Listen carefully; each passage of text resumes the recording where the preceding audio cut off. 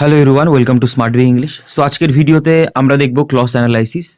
So clause analysis এর আগে তোমাদের এই বইয়ের মধ্যে সিওক্সি বই থেকেই একটা চ্যাপ্টার ছিল, sentence, kinds of sentence according to structure, যেগুলো ছিল আর কি, সিম্পল, কমপ্লেক্স, কম্পাউন্ড, ওগুলো আমরা দেখেছি আর ওই ক্লাসটা হয়েছিল।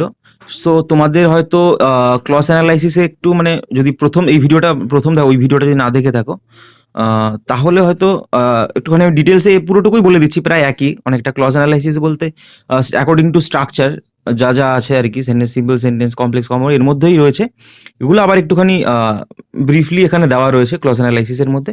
মেইন আমরা ক্লজটা দেখবো কি কি, এরকমভাবে কখনোই কোশ্চেন এরকম আসেনি যে এখানে কোনটা কি ক্লজ বা কি এরকম ভাবে, ঠিক আছে? তবে আমরা আমাদের বিভিন্ন ধরো এমসিকিউ তোমরা কোশ্চেন মানে অ্যান্সার করতে যাও, বিভিন্ন ক্ষেত্রে ক্লজের জ্ঞানটা আমাদের দরকার পড়ে, ঠিক আছে? কোনটা কি ক্লজ। তাছাড়া যদি তুমি ডেসক্রিপটিভ এক্সামের জন্য প্রিপারেশন নাও বা কোনোদিন ডেসক্রিপটিভ এক্সাম দাও আর কি ইংলিশে, তাহলে তোমার লিখতে গেলে সেন্টেন্সের স্ট্রাকচারটা তোমার তো ভালোভাবে জানতে হবে, তার জন্য তো এটা খুবই important.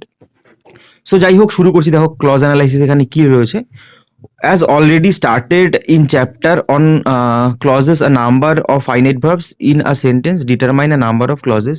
Non-finite verbs are not considered for the purpose of clause analysis. যাই হোক, নন ফাইনাইট ভার্ব ক্লজ অ্যানালাইসিসের জন্য দরকার নেই। এখানে আমরা এত ডিটেলসে আমরা এরকমভাবে যেভাবে দেওয়া রয়েছে তো আমরা দেখছি। তাছাড়া আমরা মেইন জিনিসটা সেটা আমরা আগে বুঝে নিই। আমরা অ্যাকর্ডিং টু স্ট্রাকচার বা গঠনগতভাবে সেন্টেন্স তিন প্রকার হয়। একটা হলো সিম্পল সেন্টেন্স, একটা কমপ্লেক্স, আর একটা আছে হলো কম্পাউন্ড সেন্টেন্স, ঠিক আছে? তিনটে হয়, তিন ধরনের sentence according to structure. So simple সেন্টেন্সটা কি, দেখো, there is one finite verb and hence only one clause. মনে রাখবে, একটা সিম্পল সেন্টেন্স বা একটা যেটা বাংলায় বলে সরল বাক্য। সরল বাক্য কি, যার মধ্যে শুধুমাত্র একটাই ফাইনাইট ভার্ব থাকবে, ঠিক আছে? একটার বেশি থাকলে হবে না, একটাই ফাইনাইট ভার্ব থাকবে আর একটা সাবজেক্ট থাকবে। অনেক ক্ষেত্রে যেরকম ইম্পারেটিভ সেন্টেন্সের মধ্যে সাবজেক্ট থাকে না, শুধুমাত্র ভার্ব থাকে। এর জন্য বলা হচ্ছে শুধুমাত্র এরকমভাবে মনে রাখতে পারো, একটা সাবজেক্ট বা একটা ফাইনাইট ভার্ব থাকবে, বা মেনলি একটা ভার্ব, একটা ফাইনাইট ভার্ব থাকবে। সেটা হলো সিম্পল সেন্টেন্স। দেখো, she is writing a novel. She is writing a novel, সে একটা নোভেল লিখছে। সো রাইটিংটা হলো এখানে মেইন ভার্ব, একটাই ফাইনাইট ভার্ব রয়েছে, এটা হলো একটা সিম্পল সেন্টেন্স। এর জন্য আমরা এটাকে, একটাই ফাইনাইট ভার্ব রয়েছে তাই এটাকে আমরা সিম্পল সেন্টেন্স বলতে পারি। সো এখানে তোমরা যারা জানো না ফাইনাইট ভার্ব কি আর নন ফাইনাইট ভার্ব কি, আমি একটু বলে দিচ্ছি। ফাইনাইট ভার্ব হলো যেই ভার্ব, ঠিক আছে, টেন্স অনুযায়ী, নাম্বার অনুযায়ী, মানে সাবজেক্টে যে সাবজেক্ট আছে তার নাম্বার অনুযায়ী এবং পার্সন অনুযায়ী চেঞ্জ হয়, সেটা হলো ফাইনাইট ভার্ব। আর নন ফাইনাইট ভার্ব হলো যেটা চেঞ্জ হয় না, টেন্স অনুযায়ী, তারপরে পার্সন, নাম্বার অনুযায়ী চেঞ্জ হয় না, সেটা হলো নন ফাইনাইট ভার্ব, ঠিক আছে? যেরকম যদি বলি হি প্লেইজ ক্রিকেট, হি প্লেইজ বলছি, ভার্বটা প্লেইজ হচ্ছে। যদি বলি আই, নাম্বার যদি পার্সন চেঞ্জ হচ্ছে, এরকম হি থেকে থার্ড পার্সন থেকে ফার্স্ট পার্সন আসছে, আই, আই তাহলে প্লে বলতে হয়, এটাই হলো চেঞ্জ হয়। যেরকম ধরো টেন্স পাল্টে দিলে, হি প্লেইজ তো হি প্লেইড পাস্ট করে দিলে, এই যে টেন্স অনুযায়ী বা পার্সন অনুযায়ী চেঞ্জ হচ্ছে, সেটাই হলো, এর জন্য এই ভার্বটাকে ফাইনাইট ভার্ব ওই সেন্টেন্সে। এরকম না এই ভার্বগুলো ফাইনাইট ভার্ব বা ওটা নন ফাইনাইট ভার্ব, তিনটেই আছে সেটা বলছি, এগুলো চেঞ্জ হয় আর কি। আর নন ফাইনাইট ভার্ব হলো তিনটে, যেরকম জেরান্ড, ইনফিনিটিভ আর পার্টিসিপল, ঠিক আছে? পার্টিসিপল, জেরান্ড আর ইনফিনিটিভ, এই তিনটে হলো নন ফাইনাইট ভার্ব। তাছাড়া বাকি সব ভার্বই ফাইনাইট ভার্ব। সো যাই হোক, ওইটার ক্লাস আমরা এর পরের ক্লাসটাই হবে ফাইনাইট ভার্ব, নন ফাইনাইট ভার্বের, ঠিক আছে? ওটার মধ্যে ভালোভাবে বুঝবো। কোন আমরা এই ক্লাসের মধ্যে মেন হলো ক্লজ অ্যানালাইসিসটা, সেটা ভালোভাবে বুঝি। সো যাই হোক, ফাইনাইট ভার্ব সম্পর্কে একটু ধারণা তো আসলো, কাকে বলে? যে ভার্বটা according to tense, according to সাবজেক্টের মধ্যে যে সাবজেক্ট রয়েছে তার নাম্বার বা পার্সন অনুযায়ী চেঞ্জ হয়, যেরকম সিঙ্গুলার, প্লুরাল নাম্বার বা পার্সন অনুযায়ী চেঞ্জ হয়, সেটাকেই বলা হয় ফাইনাইট ভার্ব। দেখো, Pearl will examine a patient, ঠিক আছে? পার্ল একটা পেশেন্টকে এক্সামাইন করবে, পরীক্ষা করবে। সো এইগুলো দেখো, প্রত্যেকটা একটাই ভার্ব রয়েছে, এটা সিম্পল সেন্টেন্স। এবার কমপ্লেক্স সেন্টেন্সটা কি, ভালোভাবে বুঝতে হবে। দেয়ার আর মোর দেন ওয়ান ক্লজ। কমপ্লেক্স সেন্টেন্স একটার বেশি ক্লজ থাকে। সো আরেকটা জিনিস মনে রাখবে, সিম্পল সেন্টেন্সের মধ্যে শুধু এই যে একটা, ধরো she is writing a novel, এটা সিম্পল সেন্টেন্স বলতে পারো। আর যদি ক্লজ হিসাবে দেখি, তাহলে এটাকে আমরা একটা প্রিন্সিপাল ক্লজও বলতে পারি। যাই হোক, সেটা আমরা পরে রয়েছে দেখছি। সো কমপ্লেক্স সেন্টেন্সে আমাদের কি থাকে, মনে রাখবে, সিম্পল সেন্টেন্স হলো একটা প্রিন্সিপাল ক্লজ, আর কমপ্লেক্স সেন্টেন্স হলো দুটো ক্লজ মিলে হয়, একটা প্রিন্সিপাল ক্লজ আর একটা সাবঅর্ডিনেট ক্লজ, ঠিক আছে? কমপ্লেক্স সেন্টেন্সের স্ট্রাকচারটা দেখো, একটা প্রিন্সিপাল ক্লজ তো থাকবেই, সাথে একটা সাবঅর্ডিনেট ক্লজ, একটাও থাকতে পারে সাবঅর্ডিনেট ক্লজ বা তার বেশিও থাকতে পারে, ঠিক আছে?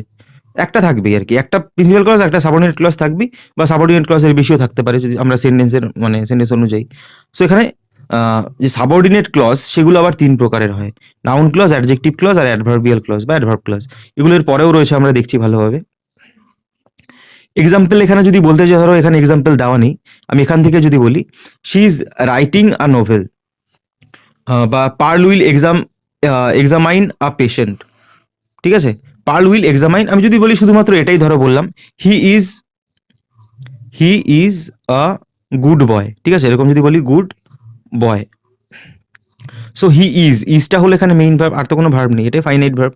ঠিক আছে, he is a good boy. So এখানে যদি বলি he is a good boy, who who is my brother, যদি বলি he is a good boy who is my brother, এর সাথে আর কি জায়গা নেই, আমি পাশে লিখছি হু ইজ মাই ব্রাদার। ঠিক আছে, হু ইজ মাই ব্রাদার। সেখানে যদি বলি হি ইজ আ গুড বয়, এটা হলো প্রিন্সিপাল ক্লজ বা মেইন যেই সেন্টেন্সটা প্রিন্সিপাল ক্লজ হলো এটা। আর হু ইজ মাই ব্রাদার এর সাথে এই বয়ের পরে, কিন্তু এখানে ফুল স্টপ নেই বয়ের পরে, এখানে ফুল স্টপ হবে। হি ইজ আ গুড বয় এর সাথেই হু ইজ মাই ব্রাদার, সে হলো একটি ভালো ছেলে, যে আমার ভাই। সো এখানে যদি এরকম ভাবে আমরা বলতে যাই he is my brother, that is a good boy বা who is a good boy, that হয় এখানে আর কি। হি দিয়ে যদি বলি এখানে, যাই হোক, এটা হলো যে হু থেকে ধরো এখানে বললাম, হু থেকে এটা হলো কি একটা সাবঅর্ডিনেট ক্লজ বা সাহায্যকারী, বা সাবঅর্ডিনেট ক্লজ সাহায্যকারী বলবো না, সাবঅর্ডিনেট ক্লজ হলো যেটা ডিপেন্ডেন্ট ক্লজ, নির্ভরযোগ্য। মানে এই হু ইজ মাই ব্রাদার এটাকে আমি আলাদাভাবে একটা সেন্টেন্স বলতে পারি না, কারণ এটা প্রিন্সিপাল ক্লজ ছাড়া সাবঅর্ডিনেট ক্লজ কখনো বসে না বা এর কোনো মানেও হয় না, তাই এটাকে সাবঅর্ডিনেট ক্লজ বলা হয়। ঠিক আছে, সো প্রিন্সিপাল ক্লজ কি, একটা সিম্পল সেন্টেন্সই হলো প্রিন্সিপাল ক্লজ, আর সাবঅর্ডিনেট ক্লজ হলো একটা প্রিন্সিপাল ক্লজের সাথে যেটা থাকে সেটা হলো সাবঅর্ডিনেট ক্লজ। ঠিক আছে, সো এখানে এরপরে আমরা চলে আসি, দেখো এখানে কি বলছে, কমপ্লেক্স সেন্টেন্স। তো এখানে কি হয়ে গেল, she is writing a novel দিয়ে ধরো এখানে subordinate clause who, whom, which, এরকম রিলেটিভ ক্লজ বা সাবঅর্ডিনেট ক্লজ একই জিনিস, ওগুলো দ্বারা যখন যুক্ত হয় কোনো একটা ক্লজ তখন এটা কমপ্লেক্স সেন্টেন্স হয়ে যায়। ঠিক আছে, সো কি একটা কমপ্লেক্স সেন্টেন্সের মধ্যে একটা প্রিন্সিপাল ক্লজ একটা সাবঅর্ডিনেট ক্লজ থাকে। তারপরে কি কম্পাউন্ড সেন্টেন্স। তো কম্পাউন্ড সেন্টেন্স কি, এটা মনে রাখবে, দুটো প্রিন্সিপাল ক্লজ বা দুটো সিম্পল সেন্টেন্স কোনো কনজাংশনের মাধ্যমে যুক্ত হয়ে একটা কম্পাউন্ড সেন্টেন্স তৈরি হয়। দুটো কি বললাম, প্রিন্সিপাল ক্লজ আর সিম্পল সেন্টেন্স একই জিনিস বললাম। সো দুটো প্রিন্সিপাল ক্লজ, এরকমভাবে বলতে পারি যে দুটো প্রিন্সিপাল ক্লজ একটা কনজাংশনের মাধ্যমে যুক্ত হয়ে আহ, একটা কম্পাউন্ড সেন্টেন্স তৈরি হয়। এবার যদি আমি বলি দুটো প্রিন্সিপাল ক্লজ বা দুটো সিম্পল সেন্টেন্স একই জিনিস দুভাবেই বলতে পারি, যেইভাবে তোমার খুশি। সো এখানে আমাদের কি বলতে হচ্ছে, দেখো এখানে কি বলতে হচ্ছে, আমি যদি বলি she is writing a novel, এটা একটা simple sentence, and and she is reading it, সে একটা নোভেল লিখছে এবং এটা পড়ছেও, অ্যান্ড শি ইজ রিডিং। যদি বলি she has written a novel and she is reading it, সে একটা নোভেল লিখেছে এবং সেটা পড়ছে, যে অ্যান্ড দিয়ে যুক্ত করছে, এগুলো হলো conjunction.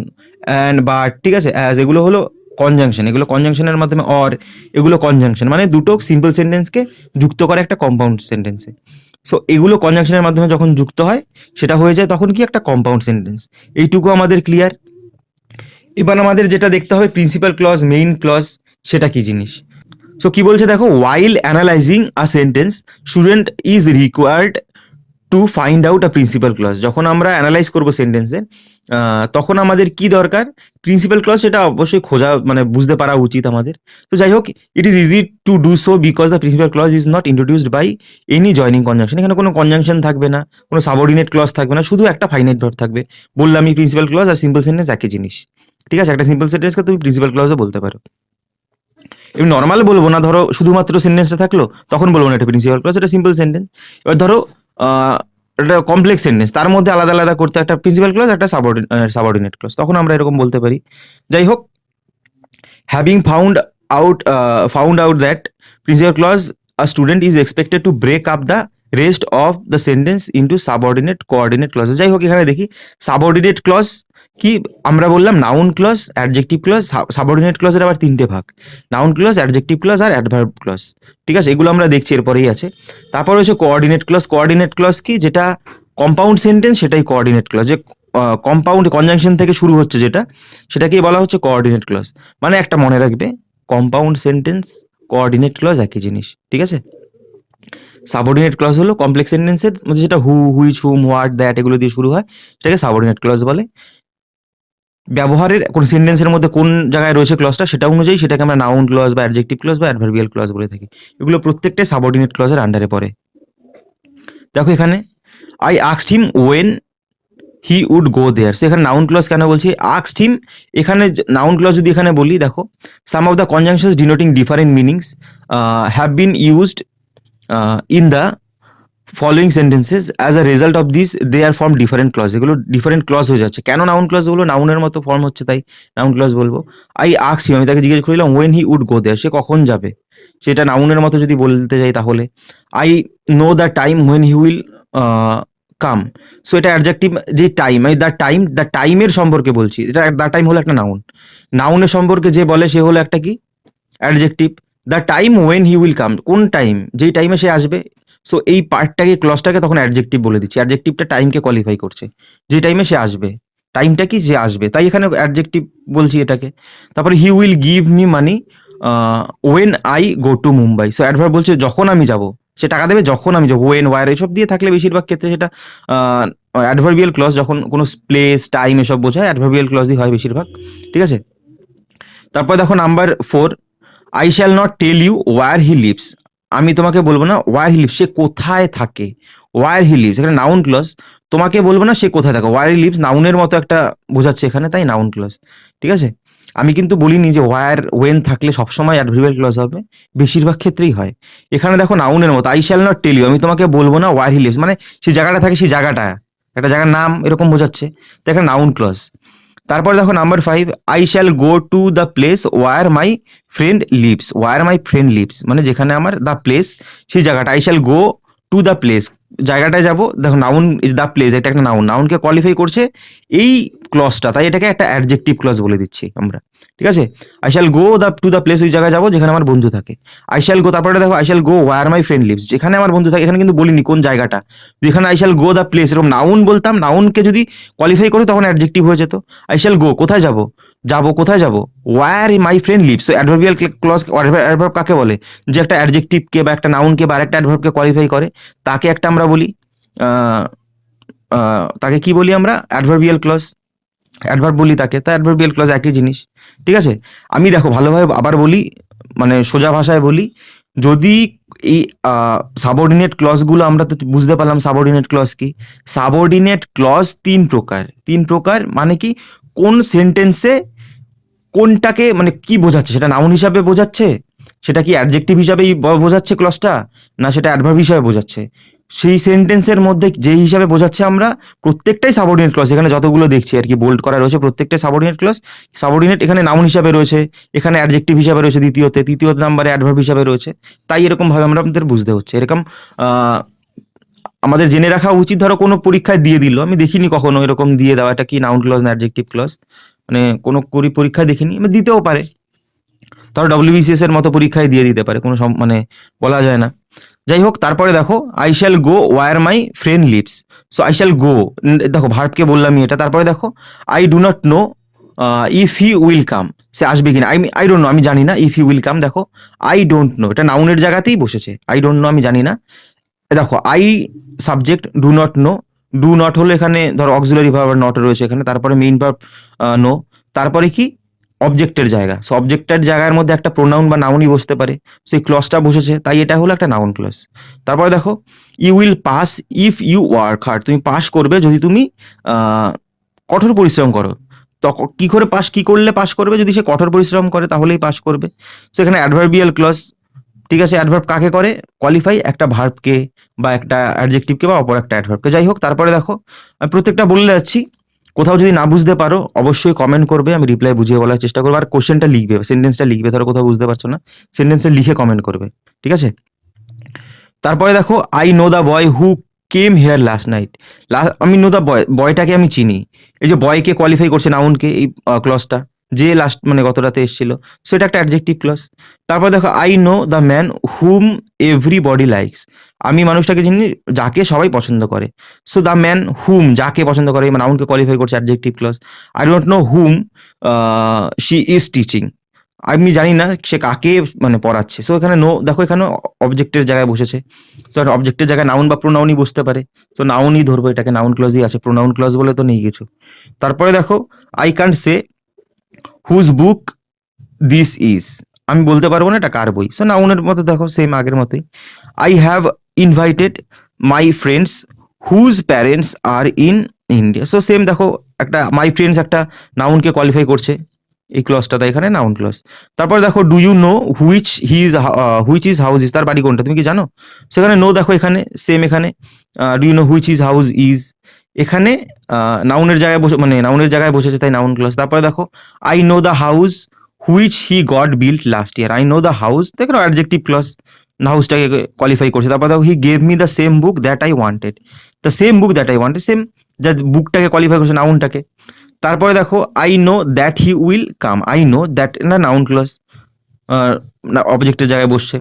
I know the boy that leaves, এটা অ্যাডজেক্টিভ ক্লজ, বয়টাকে কোয়ালিফাই করছে। I am happy that she is successful, so এখানেও কি আই এম হ্যাপি, এরপরে একটা অ্যাডভার্বিয়াল ক্লজ, আমি হ্যাপি যে সে সাকসেসফুল, আমি কেন হ্যাপি, আমি কেন হ্যাপি সেটাই বলছে, যে সে সাকসেসফুল তাই আমি হ্যাপি, এটা একটা ভার্বকে কোয়ালিফাই করছে। তাই এটা আমি কিন্তু এখানে নাউন ক্লজ বলবো না, ভালোভাবে বুঝবে। আমি হ্যাপি কেন, যখন একটা ক্লজ বা কোনো একটা ওয়ার্ড সে যদি একটা ভার্বকে কোয়ালিফাই করে, হ্যাপি আমি খুশি কেন, সে সাকসেসফুল তাই আমি খুশি, তাই তো ভার্বকে কোয়ালিফাই করছে এখানে, অবজেক্টের জায়গায় বসেছে ঠিক আছে, কিন্তু ভার্বকে তো কোয়ালিফাই করছে, তাই এখানে একটা অ্যাডভার্বিয়াল ক্লজ এটা।